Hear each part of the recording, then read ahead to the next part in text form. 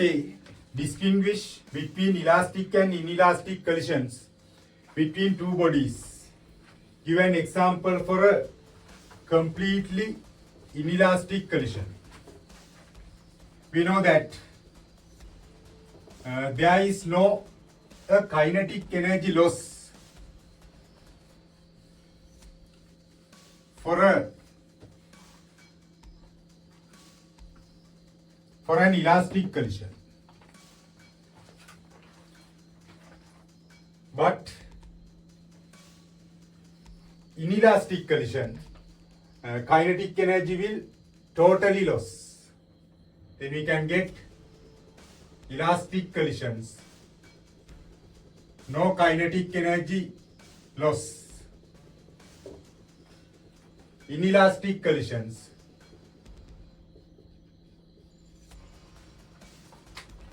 when discussing about inelastic collisions, we are not defining that perfect inelastic collisions because of practically kinetic energy could not be lost perfectly.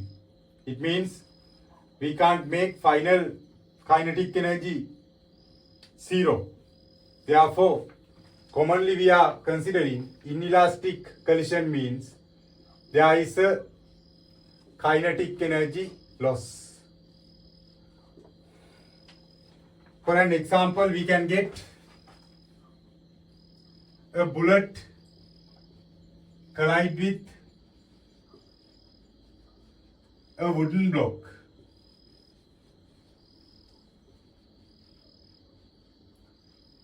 Then it will stop in the wooden block. Or we can get the collision between a wooden block and a clay ball thrown. Then it will stop. Three trolleys A, B and C of mass 1 kilogram, 1 kilogram and M respectively are kept at rest on a frictionless horizontal rails. As shown in the figure, the trolley A is projected with a velocity V towards trolley B, assuming all collisions taking place to be elastic. Part 1 show that when the trolley A collides with B, A becomes stationary and B take off with velocity V. I will consider three trolleys. I will consider only A and B. Initial velocity of A, V. This one is at rest. After the collision, we don't know velocities of A and B. I will consider velocity of A as V1, velocity of B as V2. V1 and V2. Now, we can apply conservation of linear momentum. Mass of A is 1 into velocity V plus mass of B is 1, velocity 0. It should be equal to mass of A 1 into V1 plus mass of B 1 into V2. Then we can get V equals V1 plus V2. I will mark it as the first equation. Now they have given it is a perfect elastic collision. It means there is no kinetic energy loss. Therefore, we can use conservation of kinetic energy, not conservation of energy, conservation of kinetic energy because of if the collision is fully elastic, there is no kinetic energy loss. Then we can get half into mass 1 kilogram V squared, half mv squared of this one. This one is not moving, therefore I will not write the kinetic energy because of it is 0. Should be equals to half mass 1 V1 squared plus half mass 1 V2 squared. Now we can cancel out half, then V squared equals V1 squared plus V2 squared. It is the second equation. Now I will substitute V1 value to the second equation from first one. And we can get from second equation V squared equals V1 is V minus V2.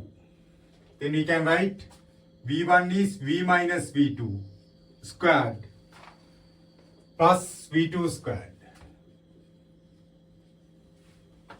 Now we can expand the bracket. V squared equals square of first term twice of product of two terms 2V V2 square of last term V2 squared plus V2 squared.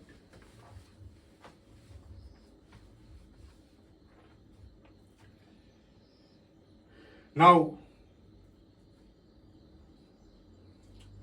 we can subject V2 value.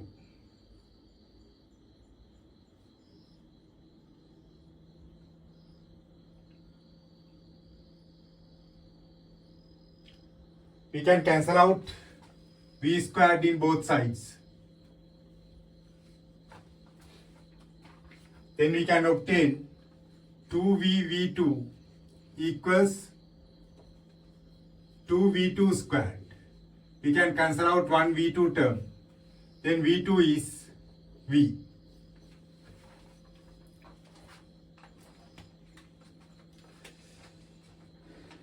Then I will substitute to the first equation. From first equation, V should be equals to V1 plus V2 value is obtained as V. Then V1 should be 0. It means we can consider if there are two objects with same masses. If an object is moving with a velocity and colliding with second object, after the collision, first object will stop and second object will move with the velocity of first object. Magnitude of velocity of second object should be equal to this one. Right, then part 2. State how many subsequent collisions will occur and find the final velocities of all trolleys in terms of V if capital M is half kilograms. Right, I will consider the motion of B.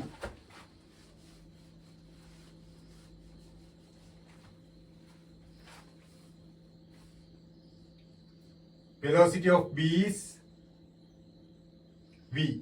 We have found it. B. Velocity of B is V. Then it will collide with C. Mass of C is half kilograms. Mass of B is 1 kilogram. I will consider velocity of B after the collision V3. Velocity of C after the collision V4. And again I will use same theory. We can use conservation of linear momentum and conservation of kinetic energy. I will get the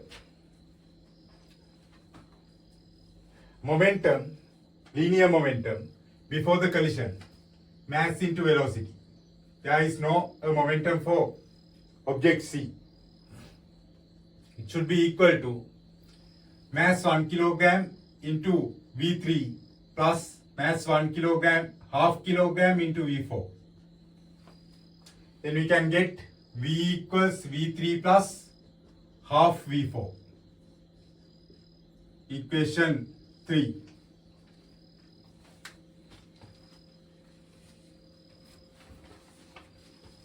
Then I will use conservation of kinetic energy.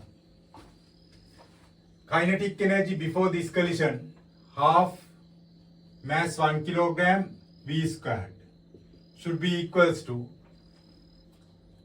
half mass 1 kilogram V3 squared plus half mass half kilograms V4 squared. Then we can cancel out half from all terms. V squared equals V3 squared plus V4 squared divided by 2. And I will substitute V3 value by using third equation. I will consider this equation as fourth one. Then we can write from fourth equation V squared equals, we can subject V3 from this one. It is V minus half V4 squared plus V4 squared divided by 2. Then we can find V4 value. I will expand this bracket. V squared minus 2 times product of 2 terms. When getting 2 times, we can remove half. V4 square of last term plus 1 over 4 V4 squared plus V4 squared divided by 2. We can cancel out V and V. I will get negative term to the left hand side. VV4 equals, we can simplify this one. 1 over 4 plus 1 over 2. It means 1 over 4 plus 2 over 4. 3 over 4 V4 squared. We can cancel out one V4 term. Then we can obtain V4 should be 4 over 3 V.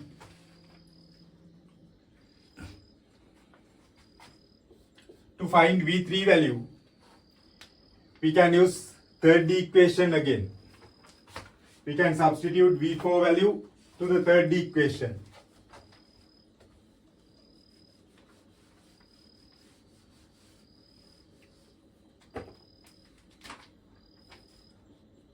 From third equation, V equals V3 plus half V4. Half V4 means this one divided by 2. We can write it 2 over 3 V. Then we can subject V3. V3 is V minus 2 over 3 V. It is 1 over 3 V. Now we can identify both objects are moving in the same direction because of V4 and V3, both values are positive values. Therefore, this object B and object C is moving in the same direction after the collision. And velocity of C, it means V4. V4 is this value.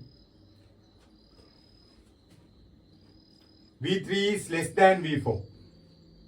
Therefore, only one collision could be observed after the first collision.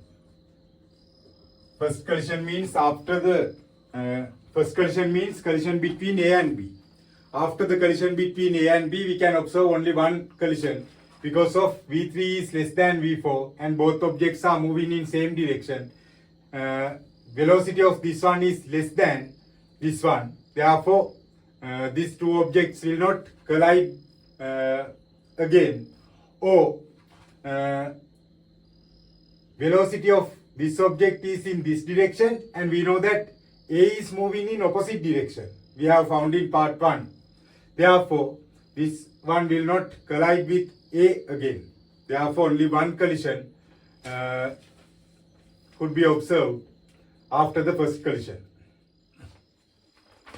Then part 3 state what happens if capital M equals 2 kilogram and find the final velocities of trolleys in terms of V.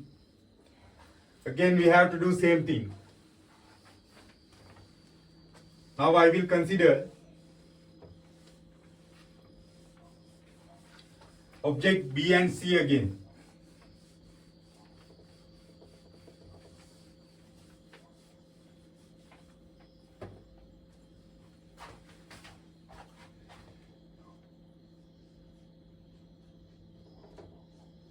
Object B is moving with V velocity, mass 1 kilogram. Now we have to consider that mass of object C is 2 kilograms. It is at rest before the collision. After collision, velocity of B is V5. Velocity of C is V6. Again we have to use conservation of linear momentum and conservation of kinetic energy. When using conservation of linear momentum, mass 1 into V should be equals to, there is no momentum for this one because of it is not moving. For this one, 1 into 5, 1 into V5 plus 2 into V6.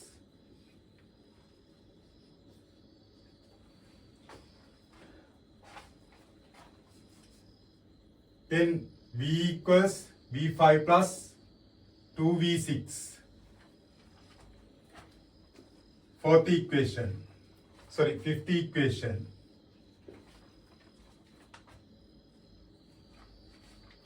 And we can use conservation of kinetic energy. Half mass 1 V squared. It is the total kinetic energy before the collision. After the collision, half mass 1 kilogram V5 squared plus half mass 2 kilograms V6 squared. Then we can cancel out half from all terms. V squared equals V5 squared plus 2V6 squared. Sixth equation. Now we can substitute V5 value from fifth equation to the sixth equation. And we can write from sixth equation. V squared equals V5 value is V minus 2V6 squared plus 2V6 squared.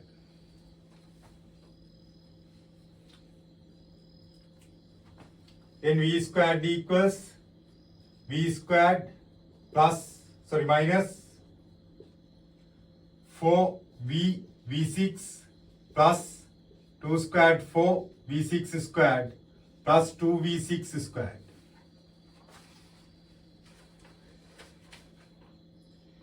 Then we can cancel out V squared. And I will bring this one to the left hand side. 4V V6 equals 4V6 squared plus 2V6 squared, 6V6 squared. We can cancel out 1V6 term, divide by 2, 2, divide by 2, 3. 2V over 3 is V6. Then we can get from fifth equation V equals V5 plus 2, V6 value is 2V over 3. It is 4V over 3. We can bring it to the left hand side. V minus 4V over 3 is V5. It is minus 1 over 3V. V5. Now V5 is a minus value. It means after the collision, object B will move in opposite direction. And it will collide with A again A is at rest now. And we can write B will move in opposite direction and it will collide with A. Now there are two collisions after the first collision.